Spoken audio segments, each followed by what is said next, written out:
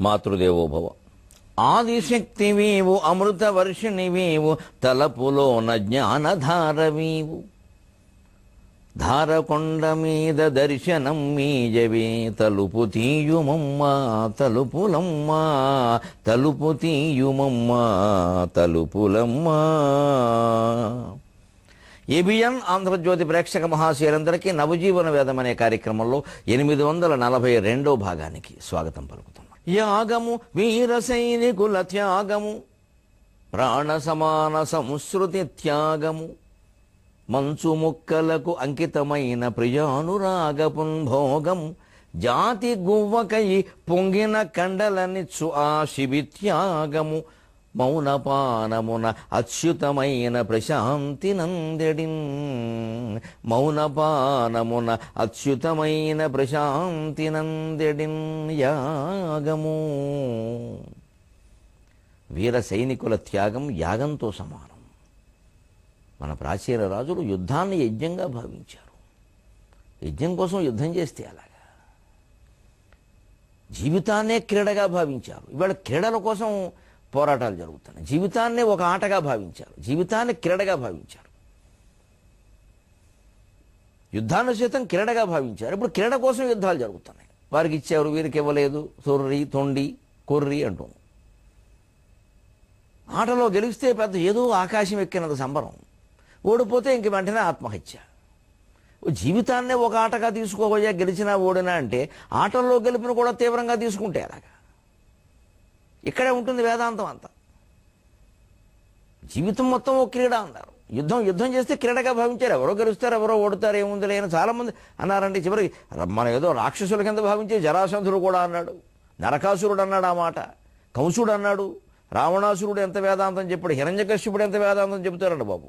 మనం రాక్షసులు అనుకుంటున్న వాళ్ళు కూడా గొప్ప వేదాంతులు. వాళ్ళు యజ్ఞాలు చేశారు. మంచి గుణాలు చెడ్డ గుణాలు తప్పితే భారతదేశంలో ఎప్పుడు రెండు జాతులు లేవండి, ఒకటే జాతి అండి. రాక్షస జాతి, దేవజాతి అంటూ రెండు జాతుల మధ్య యుద్ధాలు కావండి. అవి కేవలం దైవీ ఆసుర గుణాలు. ఆ గుణాల మధ్యలో యుద్ధాన్ని పురాణాల్లో అలా వర్ణించారు. దాన్ని వర్ణనగా తీసుకుని మన జీవితాన్ని మార్చుకోవాలి. కానీ అందులో ఇంకా వాస్తవాలు లోతుల్లోకి వెళ్ళిపోయి వీళ్ళు జాతి, వీళ్ళు ఎక్కడ ఉండేవారు, వాళ్ళు ఎక్కడ ఉండేవారు, వీళ్ళు వాళ్ళ మీద దండయాత్ర చేశారు, ఇవన్నీ ఊరికే వంకర మాటలు, జాతిని విచ్ఛిన్నం చేసే మాటలు. ఏ ఆధారాలు ఉండవు వీటికి. ఎందుకంటే రాక్షసులందరూ యజ్ఞాలు చేశారు, రాక్షసులందరూ వేదాలు చదివారు. మీరు వాల్మీకి రామాయణం ఉత్తరాఖండ చదువుకోండి. మాలి సుమాలి అందరూ సుకేశుని పుత్రులు, అందరూ పెద్ద యజ్ఞాలు చేశారు. వాళ్ళు వేదాలు చదివారు. రెండు జాతులు ఎక్కడవి? మరి రాక్షసులు వేరే జాతి అయితే దేవతలు చదివే వేదాలు రాక్షసులు చదవడం ఏమిటి? వాళ్ళ కోసం చేసే యజ్ఞాలు వీళ్ళు చేయడం ఏమిటి? చదవకుండా మాట్లాడే మాటలు ఇవన్నీ. గుణాల మధ్యలో పోరాటాన్ని దైవాసుర సంపత్తి విభాగ యోగంలాగా అలా పురాణ కథల రూపంలో వర్ణించారు. వాటికి చారిత్రక ఆధారాలు ఏదో మనుషుల మధ్యలో జరిగిన యుద్ధాలు కొన్ని ఉంటాయి, గొడవలు. వాటిని కాస్త అతిశయోక్తులతో బ్రహ్మాండంగా చెప్పారు, మనం బాగుపడతామని. మనం తిరిగి వాటి కారణంగా కొట్టుకోవడం మొదలెట్టాం. అంటే ఏది ఎంతవరకు తీసుకోవాలో అంతవరకు తీసుకోకుండా పురాణాల్లో చెప్పిందని ప్రతి చోట అక్కడ జరిగిందని మ్యాప్ పాయింటింగ్ గీసేయకూడదు. పురాణాలు ప్రతీకాత్మకం, సింబాలిజం అంటారు దాన్ని. ఆ ప్రతీకను బట్టి నువ్వేం గ్రహించాలో అది గ్రహించగానే ప్రతి ఈక పేయకూడదు. ప్రతీక అంటే ఎవడు చెప్పలేడు సమాధానం దానికి. ఇదే అవగాహన లోపం అంటే. యాగము వీర సైనికుల త్యాగం. త్యాగం ఎప్పుడు యాగమే. యాగం అంటేనే త్యాగం. సాక్రిఫైస్ అంటారు ఇంగ్లీష్లో. ఏమన్నా తెలియక వాళ్ళకి యజ్ఞాల యాగాలు లేక సాక్రిఫైస్ అని రాశారు. యజ్ఞం అంటే జరిగే సాక్రిఫైస్ చూశారు కాబట్టి. ప్రాణ సమాన సంస్కృతి త్యాగం. వాళ్ళు ప్రాణంతో సమానమైన సంసారాలు వదిలేశారండి. ఈ మాట గమనించాలి. సంస్కృతి అని ఉంటుంది సాగర ఘోష పుస్తకంలో. దాని పొరపాటును కూడా సంస్కృతిని దిద్దేయకూడదు. అది సంస్కృతి కాదు, సంస్కృతి. సంస్కృతి నుంచి సాకి వృత్వం ఉంటుంది. కృష్ణుడు అన్నప్పుడు రాసే వటురుషుడు ఉంటుంది అక్కడ. సంస్కృతి, దాని నుంచి సంసారం వచ్చింది. వాళ్ళకి ప్రాణంతో సమానమైన భార్య పిల్లల్ని వదిలేసి అక్కడ కూర్చున్నారండి. ఎప్పుడైనా భార్యకి ఏమైనా చెప్పుకోవాలనిపిస్తే, ఓ ప్రేమలేఖ రాసుకోవాలనిపిస్తే, మాటలు చెప్పుకోవాలనిపిస్తే మంచు ముక్కలకు అంకితమైన ప్రియానురాగపున్ భోగం. ఆ పక్కన ఉండే మంచుగడ్డని భార్యగా భావించి ముద్దు పెట్టుకున్నారండి. వాళ్ళు దగ్గరికి తీసుకున్నారండి, కౌగులించుకున్నారండి. ఆ మాటలని మంచు మొక్కలకు చెప్పుకున్నారండి. కాశ్మీర్లో ఎప్పటికదే జరుగుతుందండి. ఎంత రుణపడి ఉన్నామండి ఆ సైనికులకి. ఎంత చెబితే సరిపోతుందండి ఆ మహానుభావుల గురించి. ప్రాణ సమాన సంస్కృతి త్యాగము మంచు ముక్కలకు అంకితమైన ప్రియానురాగపున్ భోగము జాతి గొవ్వక ఈ పొంగిన కండలనిచ్చు ఆ శిబి త్యాగము. శిబి చక్రవర్తి దగ్గరికి ఒక పావురం వచ్చి శరణు కోరితే డేగ వచ్చి, నేను ఈ పావురాన్ని పట్టుకున్నానయ్యా, నాకు ఇది ఆహారం, ఇది నువ్వు దీన్ని కాపాడుతూ కూర్చుంటే ఎలాగా? నేను కష్టపడి వేటాడుకున్నా, నా ధర్మం అది, నా స్వభావం అని అంటే నీకు మాంసమే కదా కావలసింది, నా తొడ మాంసం కోసి ఇస్తా అని. తొడ మాంసం చాలకపోతే మెడ మాంసం, సర్వాంగాల్లో మాంసం అక్కడ పెట్టేసి చివరికి తానే వెళ్ళి తాసులో కూర్చున్నటువంటి జాతి చరిత్ర అండి మనది. ఇంత ఉన్నతమైన చరిత్ర విదేశాల్లో ఏ కథలో ఎక్కడ చూస్తామండి. అలాగే మన సైనికులు కూడా జాతి గువ్వకయ్యి పొంగిన కండలనిచ్చు నా శిబిత్యాగము చేశారు. ఆయన ఒక పావురాన్ని కాపాడటం కోసం తన కండలనిస్తే ఈ జాతి మొత్తం ఒక పావురంగా, విదేశీయుల దాడికి గురైనటువంటి పావురంగా భావించి సైనికులు శిబి చక్రవర్తులై తమ మేని కండల్ని చెండి ఇచ్చారండి యుద్ధంలో. అందుకే సాగర ఘోష కవి చాలా ఉదారంగా, ఆర్ద్రంగా జాతి గువ్వకయ్యి పొంగిన కండలనిచ్చు ఆ శిబిత్యాగము మౌనపానమున అత్యుతమైన ప్రశాంతి నందడిన్. మనం మౌనం పాటించడం వల్ల దాంట్లో అత్యుతమైన ప్రశాంతి, ఇంకా ఎప్పుడు జారిపోయినటువంటి శాంతస్థితిలో వాళ్ళ ఆత్మలన్నీ ఉండునుగాక అని మనం కూడా ప్రార్థన చేద్దాం. ఇప్పుడు చిత్రం జరిగింది. ఇవన్నీ మౌనం పాటిస్తూ ఉంటే, తరంగం కూడా మౌనం పాటిస్తే, దిక్కులు కూడా మౌనం పాటిస్తున్నట్టుగా అనిపిస్తే, పక్షులు కూడా ప్రశాంతంగా గోళ్ళకి చేరిపోయి ఉంటే, కవికి కూడా కాసేపు మౌనం పాటిద్దాం అనిపించింది. సముద్ర తీరంలో ప్రభావం అంటారు దీన్ని. కూర్చున్నాడు, కానీ కుదరలేదు. నేనును భృండి మార్గమున నిర్మలమైన సమాధి నిష్టలో, ఆ భృండి అని వాడతారు ఇక్కడ. భృండి అంటే కూడా కెరటం అర్థం. ఆ కెరటంలాగే నేను కూడా మౌనం పాటిద్దామని కూర్చున్నా, కానీ కుదరలేదు. ఎందుకంటే కవి మౌనము నీటికి వేడి ఒక్కటే అన్నాడు ఆయన. నీరుని మనం వేడెక్కించామనుకోండి మళ్ళీ చల్లారిపోతుంది. నీటిని చల్లపరచడం కోసం మనం ఏమి చేయగల, అలా వదిలేస్తే చాలు. ఇక్కడ నీటికి చల్లగా ఉండడం సహజ గుణం, వేడెక్కించడం అనేది కృత్రిమం. మనం ఎక్కించాం, లేదా అది ఎక్కదు. నీరు ఎప్పుడు చల్లగానే ఉంటుంది, పల్లానికే పోతుంది, చల్లగానే ఉంటుంది. నీటికి చల్లదనం సహజ గుణమైనట్టే కవికి మాట్లాడడం సహజ గుణం. ఏవో పద్యాలు రాస్తాడు, ఎక్కడో ఉపన్యాసాలు ఇస్తాడు, తప్పదు. అందుకే కవి సమ్మేళనాల్లో తట్టుకోలేదు. బాబు 10 నిమిషాలు చదవండి, ఒక్కసారే చదవండి అని చెప్పాల్సి వస్తూ ఉంటుంది. ఎందుకంటే ఇంకా అర్థం కాలేదేమో, ఇంకేదో చెబుదామని కవికి తాపత్రయం. అంచేత కవి మౌనము నీటికి వేడి ఒక్కటే అన్నట్టు. ఆ కవి కూడా ధ్యానం చేద్దామని కూర్చున్నట్ట 2 నిమిషాల నుంచి చేయలేకపోయాడు. ఇంతలో ఏవో పద్యాలు గుర్తొస్తున్నాయి వర్ణాల్లో. సముద్ర తీరంలో వాళ్ళు వీళ్ళు దొరుకుతుంటే ఆయనకి ఏదో అనిపించేసి, అందుకని వద్దులే, మనకు కుదిరేది కాదు ఇది. కవి మౌనము నీటికి వేడి ఒక్కటే అన్నాడు. కవి మౌనంగా ఉండడం సాధ్యం కాదు, నీరు వేడిగా ఉండడం కూడా సాధ్యం కాదు. అలా ఎంత వేడెక్కించినా సరే కాసేపడు చల్లారిపోతుంది. ఇప్పుడు ఎందువల్ల ఇతనికి మౌనం సాధ్యం కాల? కవి ఎప్పుడు భావావేశానికి లోనవుతాడు, భావోద్వేగానికి లోనవుతాడు. ఆ రసపుష్టి లేకపోతే కవిగాడు వేదాంత అవుతాడు. వేదాంతికి కవికి ఒక్క తేడా ఏమిటంటే, మన మనస్సులో కలిగేటువంటి అనేక భావాలకి లోకంలో ఉపమానాలు చూపిస్తాడు కవి. చూపించి అది ఇది ఒకటే, అది ఇది ఒకటే, అది ఇది ఒకటే అంటాడు. వేదాంత అలా కాదు. ఆ ఆత్మశక్తికి దీంట్లో ఉపమానాలు చూపిస్తూనే ఇది అది కాదు, ఇది అది కాదు, ఇది అది కాదు, నేతి నేతి నేతి అంటాడు. లోకంలో విషయాలు చూపించి మన మనఃప్రపంచానికి పరిచయం చేసి మనోభావాలు మనకు అర్థమయ్యేలా చేసి అది ఇది ఒకటే, అది ఇది ఒకటే అనేవాడు కవి. అవే ఉపమానాలు చూపించి ఇదేది కాదు, ఇదేది కాదు అనేవాడు వేదాంతి. అంచేత కవి ఖచ్చితంగా వేదాంతి అవుతాడు. వేదాంతి కాకపోతే అతను కవి కూడా కాదన్నమాట. లోకాన్ని మాయ చేసినట్టే లెక్క. కవిత్వ తత్వం తెలిసినవాడు ఖచ్చితంగా తత్వవేత్త అవుతాడు. కానీ ఇప్పటికి కాలేదు. ఎందుకని? అక్కడ అనేక దృశ్యాలు కనిపిస్తున్నాయి. ఈయన కళ్ళు మూసుకుని ఉండలేకపోయాడు. కళ్ళు తెరిచాడు, వర్ణిస్తున్నాడు. ఇంకా ఏమిటి సముద్ర తీరం విచిత్రంగా, సంసార సాగరమని ఎందుకంటారో నాకు అర్థమవుతుంది. రకరకాల భావాలు కనపడుతున్నాయి ఇక్కడ. ధనమిచ్చి కన్నీళ్లు కొని తెచ్చుకొంచును మిరప బజ్జీలు విరింగు పరవశములు. మిర్చి బజ్జీలు తింటున్నారు అక్కడ కొంతమంది. ధనమిచ్చి కన్నీళ్లు కొని తెచ్చుకొంచును మిరప బజ్జీలు విరింగు పరవశములు. చేయి వీడగలేని హాయిలో దడసెడి మధుపర్కముల జంట మధురగతులు. చేయి వీడగలేని హాయిలో దడిసెడి మధుపర్కముల జంట మధురగతులు. జంట చేష్టలను ఓరగంట కనుగొనుచుండి ఆరాటపడు బ్రహ్మచారి మనసులు. జంట చేష్టలను ఓరగంట కనుగొనుచుండి ఆరాటపడు బ్రహ్మచారి మనసులు. ఆరాటపడి ప్రేమ పోరాటమున ఓడి దేవదాసులునైన భావకవులు. ఆరాటపడి ప్రేమ పోరాటమున నోడి దేవదాసులునైన భావకవులు. అబ్ధి తీరంబునందు అందందు నిలిచి సంధ్యదేగాన రంగులు జల్లుచుండ అబ్ధి తీరంబునందు అందందు నిలిచి సంధ్యదేగాన రంగులు జల్లుచుండ వార్ధి సంసార సాగర భావమంది వార్ధి సంసార సాగర భావమంది దుస్తరమ్ముగదోచే ప్రదోషవేళ దుస్తరమ్ముగదోచే ప్రదోషవేళ. సంసారాన్ని సాగరం అని ఎందుకంటారు? అది ఎందుకు మనందరికీ దుస్తరం అయిపోతుందో, దాంట్లో నుంచి బయటపడలేకపోతున్నామో, ఉన్నా ప్రశాంతంగా ఉండలేకపోతున్నామో చెబుతున్నాడండి చమత్కారం రూపంలోనే. ధనమిచ్చి కన్నీళ్లు కొని తెచ్చుకుంచును మిరప బజ్జీలు మిరింగు పరవశములు. మిరపకాయల బజ్జీ దగ్గర మిరపకాయలు తింటున్న వాళ్ళని మీరు గమనించండి. మిరప బజ్జీలు అంటాడు, ఇలా తుడుచుకుంటూ ఉంటాడు, తింటూ ఉంటాడు. ఇదే డబ్బిచ్చి కన్నీళ్లు కొని తెచ్చుకోవడం అంటే. కన్నీళ్లు తప్పితే దానివల్ల ఏం అనుభూతి కలుగుతుందో తెలియదు, తింటాడు. అలా తినేవాళ్ళు నేను ఒకడిని. ఎంత ఇష్టమో నిజంగా. అందుకని మిరపకాయ బజ్జీల మీద అవధానంలో పద్యం కూడా చెప్పారు. 5 గంటల వేళ ఆ దారి ప్రక్కగా సింహమనును గోబ గొంహిమనును. ఆ దారి పక్క మిరపకాయల బజ్జీలు వండివాడు అందులో ఒక్క మిరపకాయ వేసి చింహం అనగానే ఇక్కడ గోబ గొంహిమనాల్సిందే, తిప్పేవలసిందే. 5 గంటల వేళ ఆ దారి ప్రక్కగా సింహమనును గోబ గొంహిమనును. పచ్చిమిరపకాయ కచ్చి రేపెడునట్లు గుచ్చి చూచుచునుండు గుండె వైపు. పచ్చిమిరపకాయ కచ్చి రేపెడునట్లు గుచ్చి చూచుచునుండు గుండె వైపు. శనగ కవచముని సలసలా వేగుచో కడుపులో రసనాడి కదల సాగు.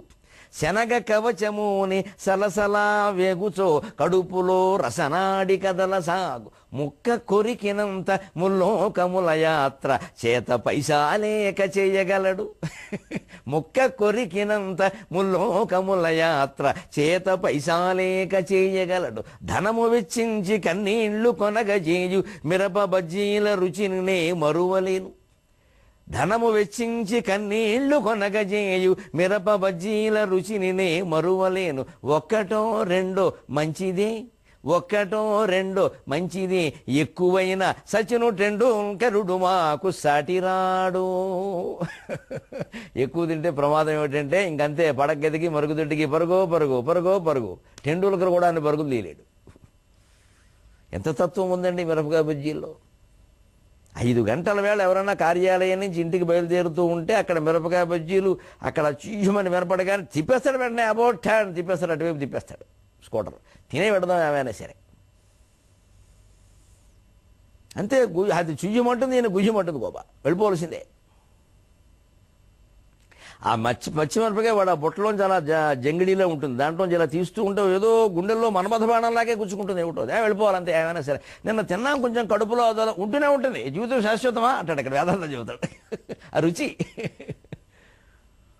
ఆ శనగపిండి దానికి కవచం లాంటిదండి. ఆ శనగపిండిని కవచంగా పెట్టుకుని అలా ఏదో పిల్లలు నీటిలో చిన్న చిన్న పడవలను, రేకు పడవలను తిప్పినట్టు ఆ కదిలినట్టుగా మిరపకాయ బజ్జీ ఇలా కదులుతూ ఉంటే, శనగ కవచముని సలసలా వేగుచో కడుపులో రసనాడి కదల సాగు. ఆ రుచిని గ్రహించే నాడి ఎక్కడుందో కానీ దుంపదగా అది కదులుతూ ఉంటుంది. వెంటనే తినే ఏమైనా సరే. ఎందుకంటే ఆ దారి పవిత్రం, ఆ బండి పవిత్రం, ఆ పక్కన మురుక్కాల పవిత్రం, వేసేవాడి చెయ్యి పవిత్రం, ఉల్లిపాయలు మహాపవిత్రం, ఉపనిషత్తుల కంటే పవిత్రం. మనం ఎలా వదిలిపెడతాం? అందుకే మొత్తం లాగించేవలసిందే ఏమైనా సరే. బ్రాహ్మణత్వం పోయినా సరే అది మళ్ళీ వస్తుంది, ఉల్లిపాయ మళ్ళీ వస్తుంది. ఏమిటి ఇలాగా విచిత్రంగా? పైగా ఒక్క ముక్కెలా కొరక్కానే ముల్లోకముల యాత్ర చేత పైసాలేక చేయగలడు. 3 లోకాలు గిర తిరిగినట్టుంటుంది ఆ కారానికి. అయినా సరే తింటాడు. అంటే యాత్ర చేయాలంటే ఎంత ఖర్చు లేకుండా యాత్ర చేయాలంటే మిరపకాయ బజ్జీ తింటే సరి, బుర్ర తిరుగుతుంది కారానికి. ధనము వెచ్చించి కన్నీళ్లు కొనగజేయు మిరప బజ్జీల రుచిని మరువలేను. ఇందులో ఏం తత్వం ఉందో కానీ డబ్బెట్టుకొని మళ్ళీ ఏడుస్తారు విచిత్రంగా. ఇంకా కారం తక్కువైందంటాడు, నిన్న వేసినంత వేయలేదంటాడు. ఈ రకంగా ఒకటో రెండో మంచిదే. జీవితంలో ఎప్పుడు ఈ రసమయమైన ఆహారం స్వీకరించడం మంచిదే. లేకపోతే రసాన్ని కోల్పోయి నీరసం అయిపోతాం. కానీ దానికి ఒక పరిమితి ఉండాలి. అది ఎక్కువ కాకూడదు. అనారోగ్యాల పాలయ్యేలా ఉండకూడదు. అసలే రుచులన్నీ వదిలేసేసి ఊరికే చెప్పుడి తిండి తినడం ఎంత తప్పు. ఈ రుచుల పేరు మీద వ్యామోహాల్లో పడిపోవడం కూడా అంతే తప్పు. దేనికైనా విచక్షణ పద్ధతి ఉంటుంది. మనది ఆచమన సంస్కృతి ఎప్పుడు కేశవాయ స్వాహ నారాయణాయ స్వాహ. ఈ అతి అంటే బాగా తెరిచేయడం లేదా మూసేయడం. అమెరికన్ సంస్కృతి అంతా బహిరంగం, కమ్యూనిస్టు సంస్కృతి అంతా అంతరంగం, మొత్తం గుప్పిడి మూసినట్టు ఉంటుంది. మన భారతీయ సంస్కృతిలో ఆచమనం 2.5 వేళ్ళు తెరిచాం, 2.5 వేళ్ళు మూసాం. అంటే ఎంతవరకు ఉండాలో అంతవరకు ఉండే, ఏది వదిలేయద్దు, అలాగని ఏది పట్టుకు వేలాడద్దు. ధనమిచ్చి కన్నీళ్లు కొని తెచ్చుకొని ఎడి మిరప బజ్జీలు మృంగు కొని తెచ్చుకొంచును మిరప బజ్జీలు మృంగు పరవశములు. చూస్తుంటే కవి కనిపిస్తుంది, ఏమిటో వీళ్ళు వ్యామోహం బంగారంగా రుచి మీద డబ్బిచ్చి మరీ ఏడుస్తున్నారు. ఇంకో చోట ఇంకో దృశ్యం కనపడింది. చేయి వీడగలేని హాయిలో దడిసిడి మధుపర్కముల జంట మధురగతులు. మధుపర్కముల జంట అంటే కొత్తగా పెళ్ళైన వాళ్ళు. ఆ మధుపర్కాలు కూడా ఇంకా విడిచిపెట్టలేదు ఆ కట్టుకున్న బట్టలు. మధువు పర్కం అంటే తేనె పెరుగు కలిపిన మిశ్రమాన్ని పెళ్ళికొడుక్కి పెళ్లి కూతురికి ఇస్తారు. ఎందుకంటే అప్పటికప్పుడు కడుపులో ఏం గడబడి చేయకుండా, పెళ్లి క్రితం 3 గంటలు ఉంటుంది, ఆ 3 గంటలు వీడు బాత్రూమ్కి వెళ్లకుండా కూర్చోవాలంటే ఏదో బారయ్యాలి, అదో వైద్యం. ఆ ఇచ్చిన వెంటనే కొత్త బట్టలు కడతారు. ఎందుకంటే అప్పటికే ఏమైనా ఇబ్బంది పెట్టేయేమని ఒక అర్థం, అందుకని కొత్త బట్టలు కట్టేయమంటారు. కాబట్టి చిత్రంగా మధుపర్కం అంటే మధువు పెరుగు అయితే తర్వాత పెట్టే బట్టలకి ఆ పేరు వచ్చేసింది. అది వైదిక సంప్రదాయం. వైదిక సంప్రదాయంలో ఉన్న వేద పండితులు ఎప్పుడూ కూడా తర్వాత పదం చెప్పడం కోసం ముందు పదం చెప్తారు. ఆ ముందు పదాన్ని బట్టి వాళ్ళు గ్రహిస్తారు. ఇవాళ వయం దేవస్య ఎక్కడో అంటాడు వేద పండితులు. ఎప్పుడైనా భోజనం ఎక్కడని అడగడు, ఎందుకంటే వయం దేవస్య భోజనం అని ఉంటుంది. అది భోజనం ఎక్కడ అంటాను, బాబు ఇక్కడ వేళ ఎక్కడ వయం దేవస్య ఎక్కడా అంటాడు. అంటే వయం దేవస్య అనగానే ఆ తర్వాత మాట గుర్తు చేసుకో, నేను చెబుతున్నది దానికోసం దీనికోసం కాదని. యద్దేవం దేవహేళనం, అదో చమత్కారం. యద్దేవా చేశాడండి, ఎక్కడది వేదంలో ఉంటుంది. యద్దేవం దేవహేళనం, దేవహేళనం ఏదో దేవతలను ఏదో వేళాకోళం చేయడం అనుకుంది. దానికి ముందు యద్దేవం అని ఉంటుంది. ఎవటా యద్దేవా అంటాడు. అంటే దేవహేళనం అనే మాట పలకడం ఇష్టం లేక అంతకు ముందు మాట పలుకుతారండి. వైదిక సంప్రదాయంలో గొప్పతనం అది. ఆ మాట కూడా నోట రావడం ఇష్టం లేక యద్దేవం చేస్తున్నాడు అంటే దేవహేళనం చేస్తున్నాడని అర్థం. అది లోకంలో వేళాకోళం చేసేటువంటి యద్దేవా చేశాడు. అందుకే ఎప్పుడు యద్దేవా రాసినా యకారం యతిలో యా రాయాలి, ఎలకలో ఏ రాసేయకూడదు. దాని మూలం అది. ఇలాగ వైదిక సంప్రదాయంలో సరిగ్గా ఇలా ఉంటుంది. కాబట్టి మధుపర్కములు అంటారు. మధువును తేనె పెరుగు మిశ్రమాన్ని ఇచ్చి తర్వాత బట్టలు కట్టిస్తే ఆ బట్టల్ని మధుపర్కాలన్నడం అలవాటైంది. ఆ మధుపర్కాల జంట అక్కడికి విహారానికి వచ్చేసారు సరదాకి, అంటే కొత్త జంట అని అర్థం. ఆ భావన కోసమే ఈ కవిత్వం. వాళ్ళు చేయి విడిచిపెట్టలేకపోతున్నారు. అలాగా ఆలి కుడి చేతి చిటికెనవరే ఎలి కొసలు రజుకొను వేళ రసశరి రక్షణిడు. భార్య కుడి చేత్తో ఆయన ఎడం చేతిని ఇలా పట్టుకుందేమో, ఆ చిటికిన వెళ్తూ ఆవిడేమి ఇలా గీరుతోందో మనకు తెలియదు. కానీ ఆ సౌజ్ఞ కొత్త పెళ్లి కూతురు ఇక ఆయన పరవశించిపోతున్నాడు. ఆ చేయి విడిచిపెడితే ఒట్టు. చేయి వీడగలేని హాజిలో దడిసిడి మధుపర్కముల జంట మధురగతులు. దాన్ని చూస్తున్నారు ఎవరో. జంట చేష్టలను ఓరగంట కనుగొనుచుండి ఆరాటపడు బ్రహ్మచారి మనసులు. కాలేజీలో చదువుకునే పిల్లలు నలుగురు వచ్చారు. అదిరా లైఫ్ అంటే వైఫ్ ఉండాలి. ఆయన తర్వాత జీవితం అంతా నైఫ్ అయిపోతుందని వీడికి తెలియదు. వైఫ్ ఉంటే సరిపోయింది, వైఫై కూడా ఉండాలి అక్కడ. అందుకని ఆ చూస్తూ అదిరా చూసేవాళ్ళు ఎంత చక్కగా బాగా ఉయ్యారం. అసలు ఆ చేతులు పట్టుకోవడం, ఆ కొత్త బట్టలు, మనం ఉన్నాం ఎందుకు ఇక్కడ సత్రం పోయినా మటన్ నిద్ర పని లేక అని పాపం బ్రహ్మచారులు అనుకుని పెళ్లిలోకి దిగుతారు. జంట చేష్టలను ఓరగంట కనుగొనుచుండి ఆరాటపడు బ్రహ్మచారి మనసులు. ఇంకా కొందరు ఉంటారు ఆరాటపడి ప్రేమ పోరాటమున ఓడి దేవదాసులునైన భావ కవులు. అలా కొంతమంది ఆరాటపడి ఎవరినో ప్రేమించి అందులో ఓడిపోయి వారికి ఎవరితోనో పెళ్ళైతే అక్కడి నుంచి జగమే మాయ బ్రతుకే మాయ అంతే. ఇంక శేషాశాలువా కుక్క. ఇదండి జీవితం.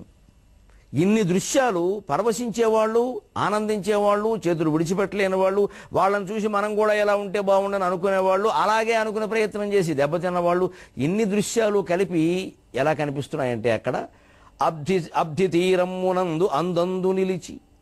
సాగరం తీరంలో అక్కడక్కడ ఈ దృశ్యాలన్నీ కనబడుతుంటే సంధ్య దేహాన రంగులు జల్లుచుండ. సంధ్యాకాశం రకరకాల రంగుల్లో ఉంటే జీవితంలో ఉండే రంగులే ఆకాశంలో ఉండే రంగులు. ఒకరికి ఆనందం, ఒకరికి దుఃఖం, ఒకరికేమో ఆరాటం, ఒకరికేమో పోరాటం. ఇవన్నీ రంగులేగా. చూసి ఇది జీవితం. వార్ధి సంసార సాగర భావమంది దుస్తరమ్ముగ దోచి ప్రదోష వేళ ఆ సాయంకాల సమయంలో నిజంగా సంసారాన్ని సాగరం అని ఎందుకున్నారు. ఈ సాగరం దాటడం ఎంత కష్టమో సంసారం దాటడం కూడా అంతే కష్టం అనిపించింది. ఒక్కసారి అలాగా సాగర తీర దృశ్యాలు వర్ణిస్తూ ఉంటే కవికి ఒక సన్నివేశం కనపడింది. సముద్ర తీరంలో మీరు చూడండి, పడవలు అక్కడక్కడ కట్టేసి ఉంటాయి. యాత్రికులు చేపలు పట్టేవాడు బెస్తవారు వచ్చేసిన తర్వాత మళ్ళీ వెళ్ళడం కోసం ఆ పడవని అక్కడ ఒడ్డు దగ్గర కట్టేస్తాడు. నీళ్లలోనే తేలాడుతూ ఉంటుంది, అది దగ్గరికి రాదు. ఆ పడవలు చూస్తే అక్కడోటి అక్కడోటి అక్కడోటి ఉంటాయి. ఎందుకంటే 10 మంది ఉన్నప్పుడు 10 పడవలని 10 చోట్ల కట్టుకుంటారుగా, మళ్ళీ తేడా రాకుండా. అవి ఆ నీటిలోనే ఇలా తేలుతూ ఉంటాయి, తిరుగుతూ ఉంటాయి, కానీ ఓదాంతో ఒకటి కలవవు, కొంచెం దూరంలో కడతారు. అది చూడగానే కవికో భావన వచ్చింది, ఓ ఈ పడవలు అక్కడక్కడ ఉండడం, ఇలా తిరుగుతూ ఉండడం, ఓదాంతో ఒకటి కలవకపోవడం చూస్తే విచిత్రంగా ఒకటి అనిపిస్తుంది. ఏకగృహమునందు వసించుచు మాటలు దూరమైన ఏకాకి కుటుంబ సభ్యుల ప్రకారము. ఏకగృహమునందు వసించుచు మాటలు దూరమైన ఏకాకి కుటుంబ సభ్యుల ప్రకారము నావలు అక్కడక్కడన్ ప్రాకుచునుండే తీరమున. నావలు అక్కడక్కడన్ ప్రాకుచునుండే తీరమున. భ్రాత వివాహమునందు లాంఛన శ్రీ కొరకల్గు అక్కవలె. భ్రాత వివాహమునందు లాంఛన శ్రీ కొరకల్గు అక్కవలె చేరదు తీరము అదేమి ఓడయో. ఇవన్నీ కాకినాడ సాగర తీరంలో చూసినవే.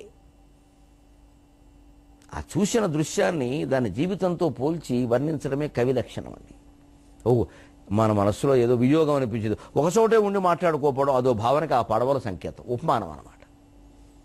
ఇవాళ చాలా గృహాలు అలాగే ఉన్నాయి.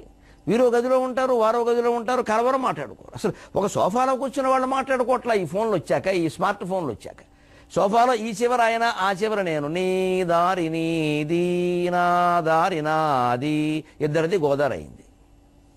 ఎంతసేపు కూర్చున్నళ్ళకి వెళ్ళుకోవడమే. ఏం పంపేశారు, ఏంటి పంపించారు?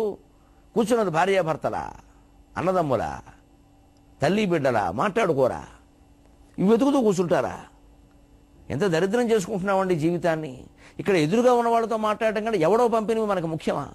దానికో లైక్ కొట్టకపోతే వాడికి కోపం వస్తుంది, మాట్లాడకపోతే వీళ్ళ కోపం వస్తుందని అనిపించట్లేదే. పెద్దవాళ్ళు తట్టుకోలేకపోతున్నారండి ఈ బాధని. అందుకే ఈ వ్యంగ్యమైన చురక. ఏకగృహమునందు వసించుచు మాటలు దూరమైన ఏకాకి కుటుంబ సభ్యుల ప్రకారము నావలు అక్కడక్కడను ప్రాకుచునుండే తీరమున. ఈ చెక్క మొక్కలు మనం ఒకటేనా? వాటికంటే మాట్లాడే శక్తి లేదు. అవేవో అలా ఇలా తిరుగుతూ అక్కడ పాకుతూ అలాగే ఉంటాయి, ఆ తీరంలో పాకుతూను. అవి మాట్లాడుకోలేదంటే అర్థం ఉంది. మనం కూడా అంతేనా? ఒకే ఇంట్లో ఉంటూ మాట్లాడుకోని కుటుంబ సభ్యుల్లాగా నావలు అక్కడక్కడ పాకుతున్నాయి అన్నాడు. ఆ ధోరణి మానుకోవాలండి. ఎప్పుడు నలుగురు మనుషులు కూర్చుని కణుగు మిణుగు మాట్లాడుకోవడంలో ఉండే ఆనందం ఈ ఒంటరి జీవితాల్లో ఉండదండి. ముఖ్యంగా పోనీ ఓ మంచి పుస్తకం చదువుకోండి, పర్వాలేదు.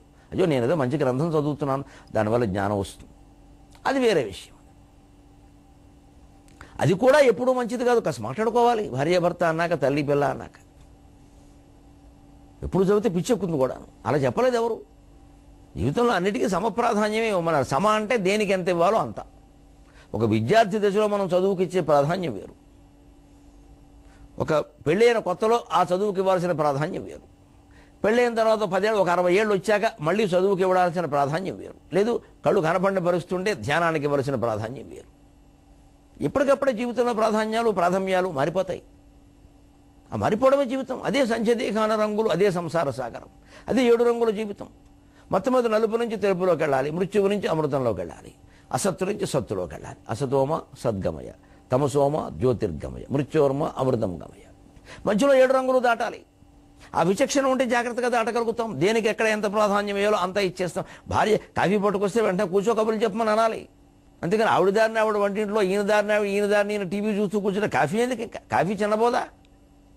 మధురాధర సంసర్గ, కాఫీ గురించి మధురమైన శ్లోకం చెప్పాడు ఒక ఆయన. మధురాధర సంసర్గ శ్యామాచారు పయోధర శ్రద్ధా సర్వాంగ సురభి కాఫీ కస్మైన రోచతే అన్నాడు.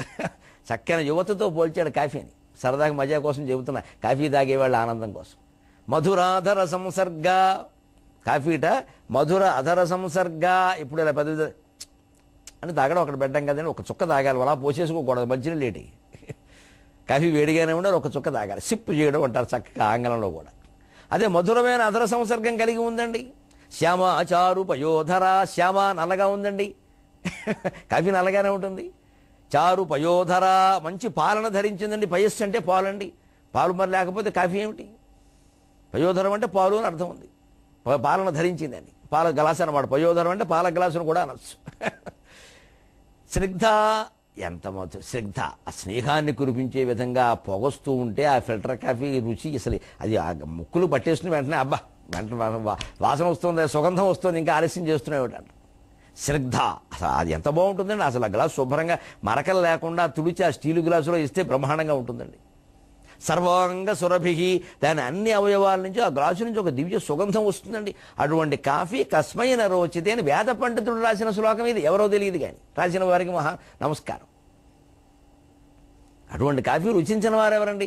ఇరగవరంలో ఓ పండితులు ఉన్నారు. ఆయన ఇవన్నీ చమత్కార మంజరం ఓ పుస్తకం వేశాడు. తణుకు దగ్గర ఇరగవరంలో ఉండే గొల్లపల్లి వారు ఆయన వేశారు ఈ పుస్తకాలు. అందులో దొరికింది ఈ శ్లోకం. ఎంత బాగుందో అనుకున్నాను. ఇందులో మళ్ళీ స్త్రీ పరంగా అర్థం కొన్ని చెబుతాను, కొన్ని చెప్పను, ఊహించుకోండి, బాగుండదు. మధురాధర సంసర్గ, అధరామృతాన్ని అందించగలిగింది. శ్యామ, అందమైనది, నలుపనే కదా అందమైనది, సున్నితమైనది. చారు, పయోధర, మంచి వక్షస్థల స్వభావము కలిగింది. స్నిగ్ధ, ఎంత స్నేహాన్నైనా కురిపిస్తుంది స్త్రీ. సర్వాంగ సురభికి, స్త్రీ శరీరంలో సర్వాంగములు సుగంధాన్ని వెదజల్లుతూనే ఉంటాయి. సుగంధమయమైన పూల తీగ స్త్రీ అంటే. అంచేత కాఫీ కస్మై రోచితే, అది కాఫీ కస్ పక్కన కా అంటే ఆ స్త్రీ ఎవరికి రచించదండి, ఎవరికి రుచించదండి. కాఫీ తాగడంలో ఇంత ఆనందం ఉందండి, మనం గ్రహించాలి. ఆ కాఫీ తాగుతూ ఏదో సినిమాలో చెప్పినట్టుగా ఓ కప్పు కాఫీ వీలైతే 4 మాటలు అని, అసలు ఆ 4 మాటలు కలుపుకోగలిగితే సంసారం ఎంత బాగుంటుందండి. ముగింపు మనం కోరుకుంటామా? తప్పదు కానీ